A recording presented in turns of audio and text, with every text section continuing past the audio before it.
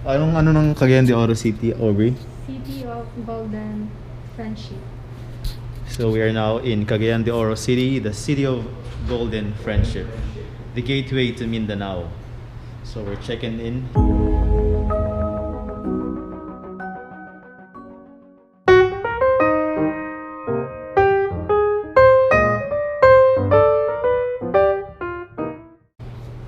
Say hi.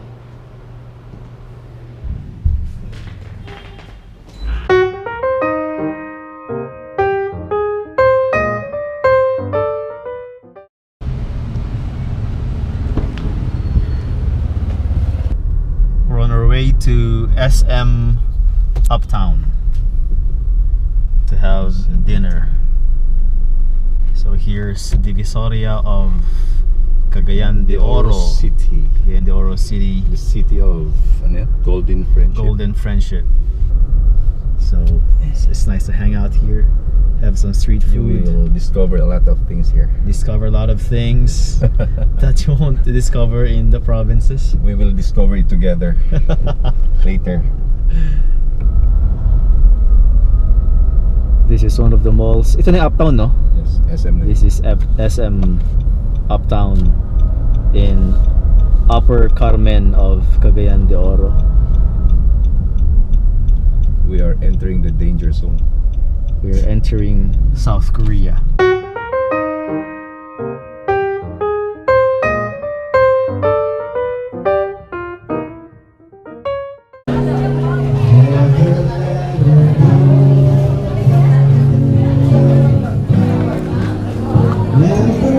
Tang Euro in SM. Korean inspired restaurant. It's a Korean inspired restaurant here in Cagayan de Oro, and we're gonna try some Korean dishes.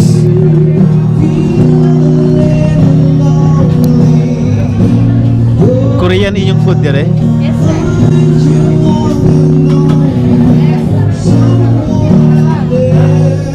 So they serve Korean dishes in this area here in Cagayan is full of Koreans, has a lot of Koreans, so there are lots of Korean restaurants as well. Thank you. And here's the menu.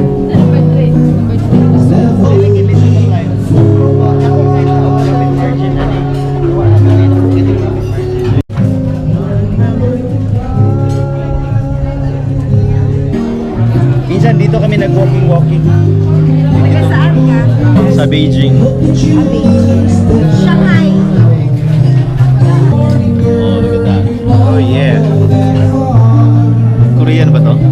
Ha? Korean siya? And then, Korean inspired. okay.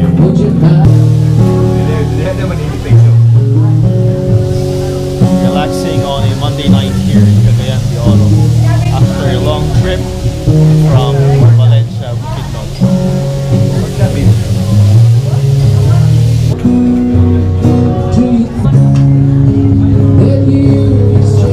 Singapore. Kilawin.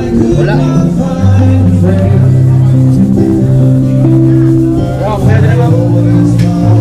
Our order just arrived.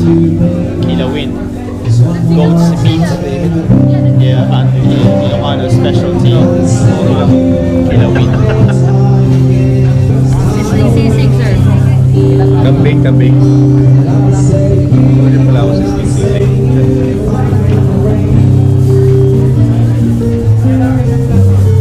Hinayang ako na.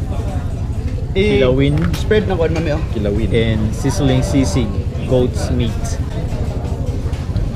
Okay, pwede na. Nanawag na ko ilapat. Akong itawagan. Oh. Akong nalumduman kin. Ha? Akong nalumduman ba? Namutan ako sa sakyan pero wala. Nato dito ba rin ko? Lagi dito ba? Kami hindi. This is caldereta. Apretada. Another goat's meat. Calderita. These are all goat's meat. Sakto na naman eh. Beef bulgachong. Alright. Okay, so we're gonna eat now. I'm gonna see you later.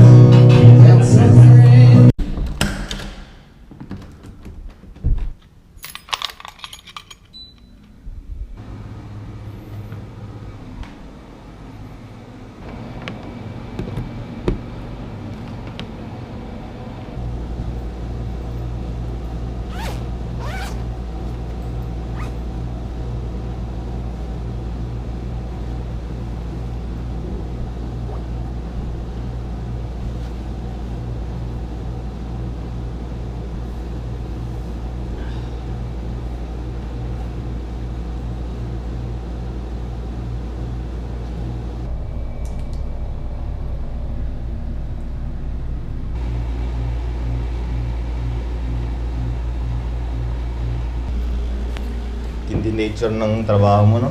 Biyahe-biyahe. Tingnan mo lang ano eh. Tingnan mo na sa buwan kanina. Ganda nga yung ganun. Dati sa ano eh. Pulumulok, Jensen, Marbel. 4 days ka naman.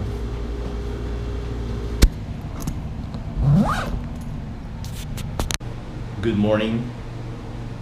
Today we're gonna go to Butuan City. It's gonna be another day of road trip travel. We're here in Cagayan de Oro as of the moment, and we're gonna hit the road once again, going to Butuan City. Is about 2 to 3 hour drive. So stay tuned and join us on our trip, on a road trip here in Mindanao.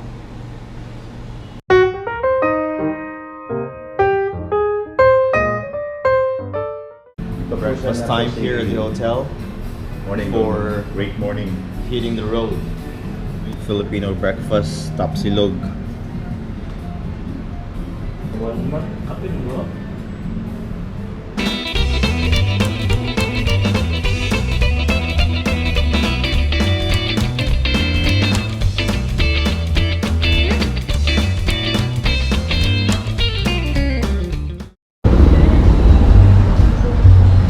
Stop over for gas, and I just experienced one of the cleanest bathroom here in Mindanao. Shell Select. Dili, counterpart na ko sa space rental mo sa inyo. Counterpart ko na. Base. Time for gas. Oh, base sa sales Here na to. at Shell. Say, kulang ana ako. Cagayan pa rin to, no? Yes, Cagayan. Dugangan. Shell, Mas- Cagayan, mas ako Norte. na tumal sa Kugman, Cagayan de Oro. Bukidnon, Cagayan de Oro. Kaya naman tama. May magdudula-dula sa mga. Yang anak.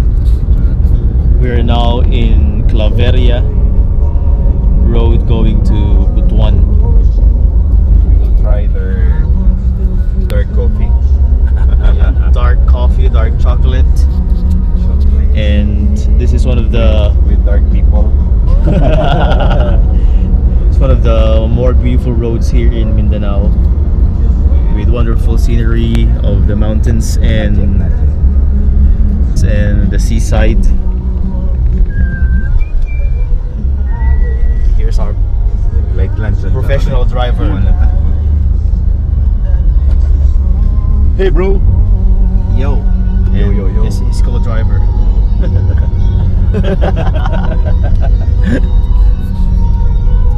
The Municipal Hall of Claveria. Ano province ng Claveria? Misamis Oriental.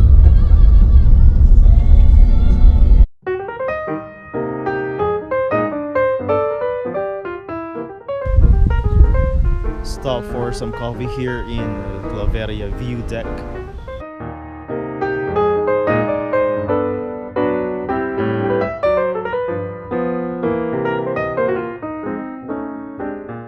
We're gonna have some coffee here with this view overlooking these mountains. Wonderful plants, flowers, and there are even some tables over there where you can have some coffee or hot chocolate. It's a very beautiful spot to have a stopover when you're traveling here in Claveria, going to Butuan City from Cagayan de Oro. This is binake, Filipino version of tamales. Sa Thailand at saka sa... Ano nangyari? Yung pagkamatay niya. street food. Yung pagkamatay niya, Oh. maraming nalungkot ng mga ano, ng mga... Vietnam. Sa Vietnam. Yung sila ni Obama. This is... Pagkamatay niya, dagan ang nasuko. Masa ni siya? Coffee. Sa una niya, ilan din dyan. Brewed Depende. coffee Ako- and Coffee lang ako. hot chocolate, Ako si Quattro. Filipino snacks. So we're having a stop over here at this coffee shop. This is the version, Starbucks version of Mindanao, with a view. Only in Claveria. Guys, this is Mr. Regine. View Beautiful view of the mountains here in Claveria with this Mindanao coffee. So it's a good way to just relax when you're having a road trip. Wonderful place in Claveria, Misamis.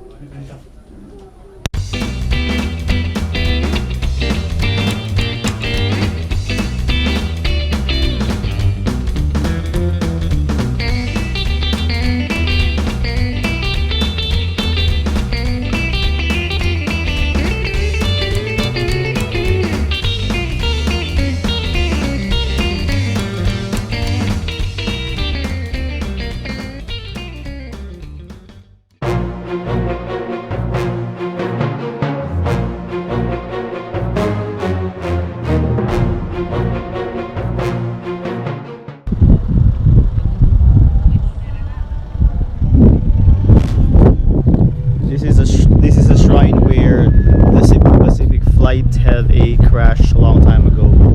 So this is called Mount Lumot here in Claveria. It's a very memorable place because of the Cebu Pacific's crash here in this area. So they built a kind of like a shrine. This is under renovation as of the moment, but this is the shrine. Safely arrived in Butuan City in northeast Mindanao. It's been quite a long trip.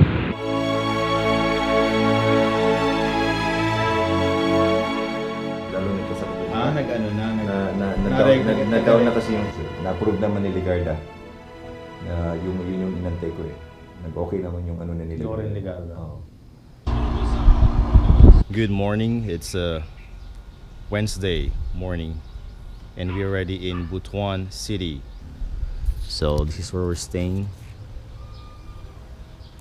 And I'm gonna walk around the community, have some exercise a bit before starting the day.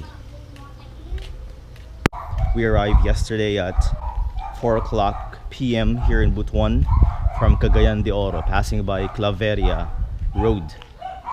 It was a very nice trip. There are a few cars on the road and the scenery was awesome.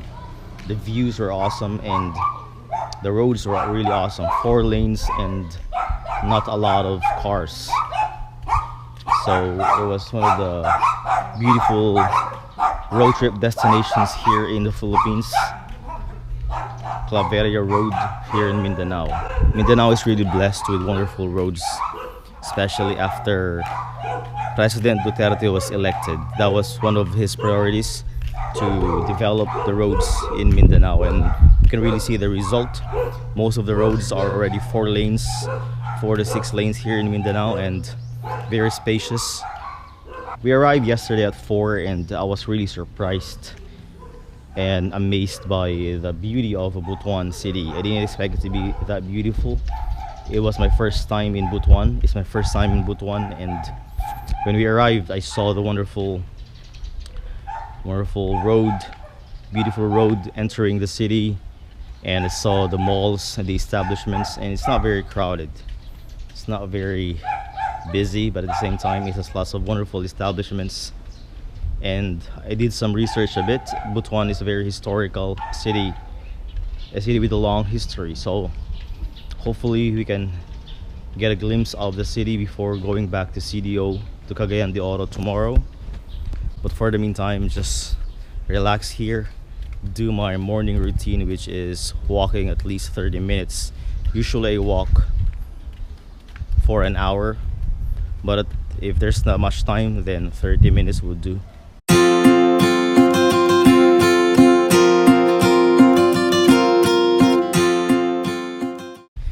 I think this is an Italian themed houses.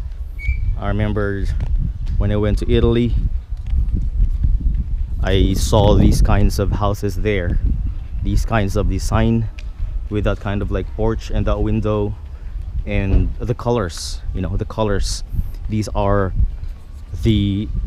commonly the colors of houses in Italy. So when you're traveling, make it a point to always to still do your routine, especially your healthy routines like exercise and proper diets and proper sleep.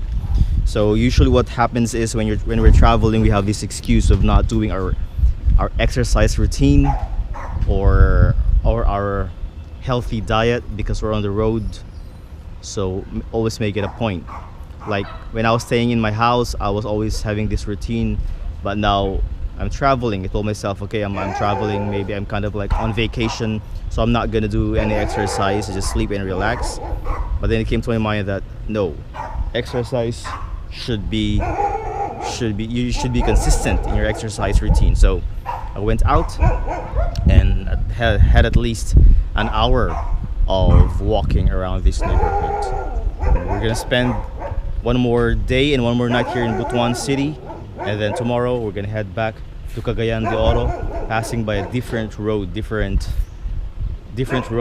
which is the coastal road going back to Cagayan. We're not gonna pass Claveria Road anymore. Mountain One bike. by sana. I'm going to this hotel in Butuan to have some coffee before the start of the activities. They are still having lunch, but I'm still full, so I'm gonna have some coffee here in this hotel. It's a pretty big hotel here in Butuan. It's called Oasis Hotel. It's pretty nice. So let's see if they have some good coffee here and just relax.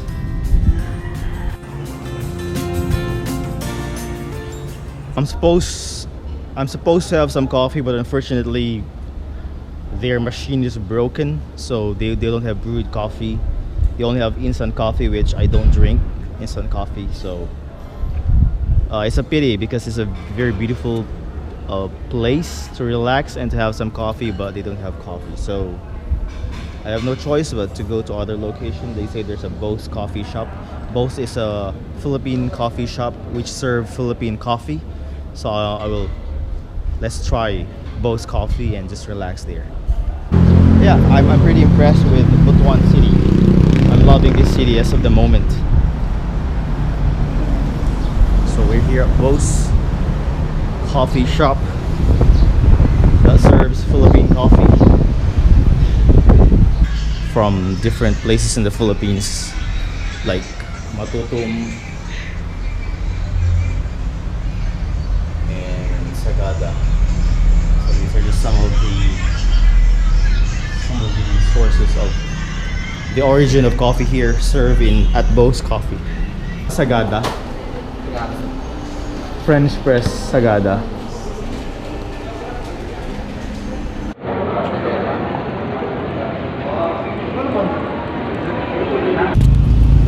We're here at Bayugan, Agusan del Sur, and having some snack. Hello. Sali sa vlog. Kala ko nag-flat. So, mga locals of Agusan del Sur. Bayugan yun na, Bayugan. And here's some snack here in Bayugan. Fishball. Pila mo? Thank you. Nakaya na ko yung hasik. Layo, sir. 7 ako, 7 na ganito. Ako agaw, 5 ani. Tuluan na. Kung ngayon lang isa. Ah, May tulo 20 man. kuhaan na lang isa.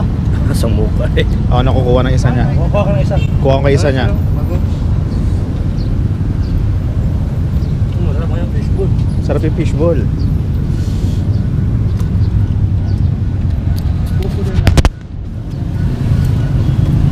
Ipa dia. Mo, sir. Pili mo, sir.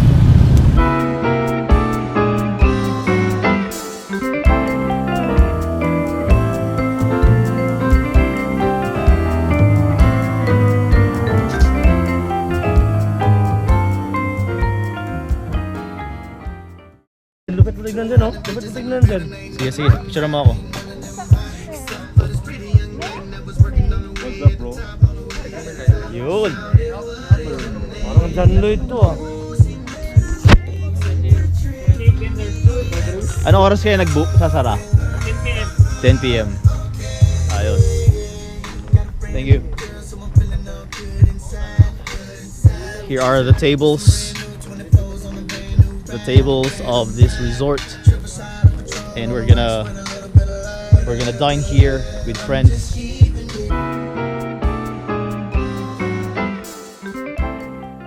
Ito yung ano, no? Buffet. Yes po.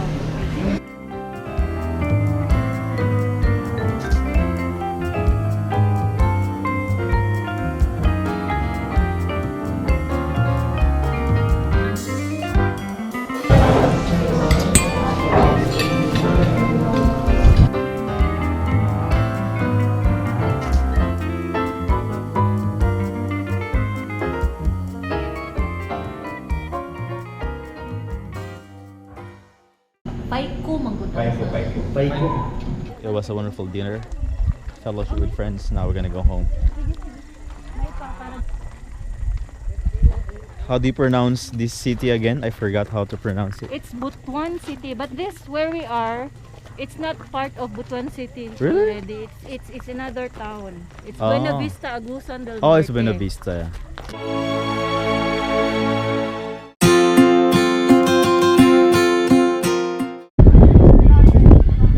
Mga pagkain.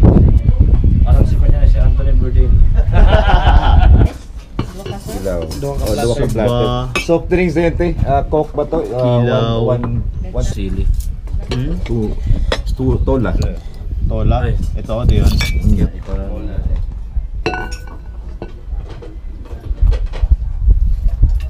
We're having lunch by the sea here at ano pa ang tawag ito?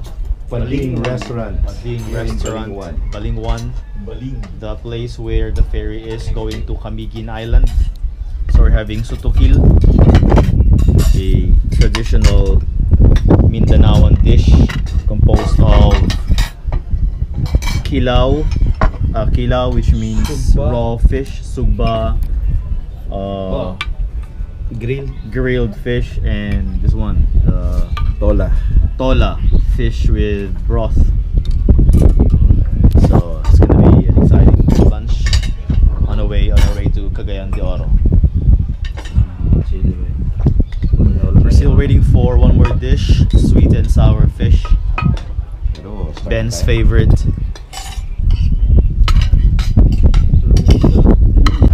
Ever since the pandemic started, this is my first time to ride a bus again after a year and